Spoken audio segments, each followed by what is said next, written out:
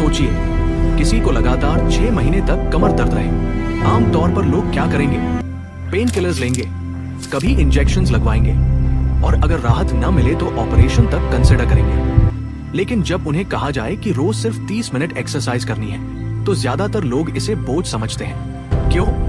क्योंकि दवा आसान लगती है और एक्सरसाइज मेहनत।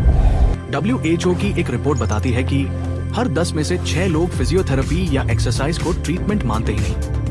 उन्हें लगता है कि मेडिसिन ही इलाज है। लेकिन सच ये है कि मेडिसिन अक्सर केवल सिम्टम्स यानी दर्द को दबाती है। पेन कम हो जाता है, पर उसकी जड़, जैसे मसल इम्बैलेंस, वीक जॉइंट्स या गलत पोस्चर, वही की वही रहती है। हार्वर्ड मेडिकल स्कूल की स्टडी के मुताबिक क्रोनिक बैक पेन के केसेस में एक्सरसाइज थेरेपी न केवल पेन को कम करती है, बल्कि डिसेबिलिटी और रिकरेंस दोनों को रिड्यूस करती है।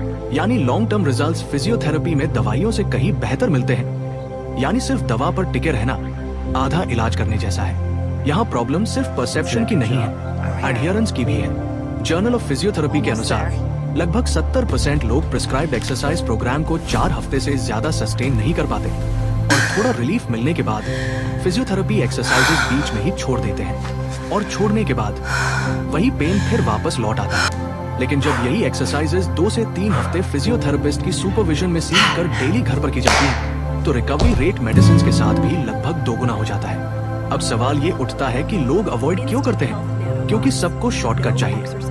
उन्हें लगता है कि 15 दिन क्लिनिक जाना मुश्किल है। लेकिन आयरनी ये है कि वही लोग 6 से 12 महीने रोजाना दवा खाते रहेंगे। यहाँ एक बात साफ होनी चाहिए, हम हर हेल्थ प्रॉब्लम की बात नहीं कर रहे। बहुत सी कंडीशंस में मेडिसिन प्राइमरी होती है, जैसे हाई ब्लड प्रेशर, डायबिटीज या इन्फेक्शंस इत्यादि। वहाँ बिना मेडिसिन के इलाज पॉसिबल ही नहीं। लेकिन जब बात मस्कुलोस्केलेटल या न्यूरोजेनिक पेन की हो, जैसे क्रोनिक बैक पेन, आर्थराइटिस, सायाटिका या स्लिप डिस्क, वहाँ फिजियोथेरेपी और एक्सरसाइज ही प्राइमरी रोल निभाते हैं। दवा उस वक्त सेकेंडरी सपोर्ट देती है, रिलीफ तो देती है लेकिन क्योर नहीं।